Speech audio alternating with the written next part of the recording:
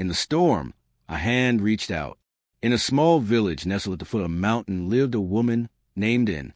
Her husband had died young, and her daughter was seriously ill. To survive, she worked as a house cleaner, scraping together just enough money for medicine. Life was an unending wait. Every sigh was followed by another burden. Each night, when her daughter fell asleep, she would sit silently by the window, eyes lifted toward the sky, whispering, "Lord, do you hear me?" One day, her daughter had a severe seizure, with no transportation, no help, and rain pouring down, and carried her daughter on foot for 4 kilometers to the nearest clinic. Rain mixed with tears. Her legs gave way. Her arms ached from holding her child, and her heart felt like it was being torn apart.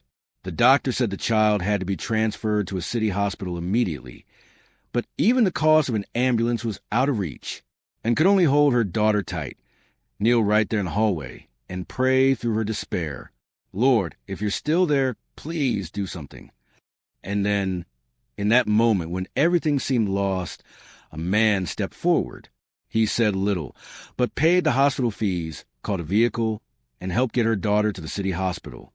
When it asked for his name to repay him, he simply smiled. "You don't need to pay me. I once stood exactly where you are, and the Lord saved me. Now I'm just doing what he asks."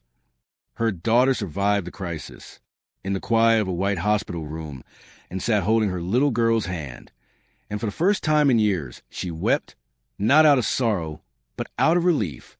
Not because life had suddenly become easy, but because she now knew she wasn't alone in the battle. Someone had already overcome the world, and he was still fighting alongside her. That night, as her daughter slept peacefully and opened her Bible, the page turned to John 16, verse 33. "In this world you will have trouble, but take heart, I have overcome the world." She smiled gently.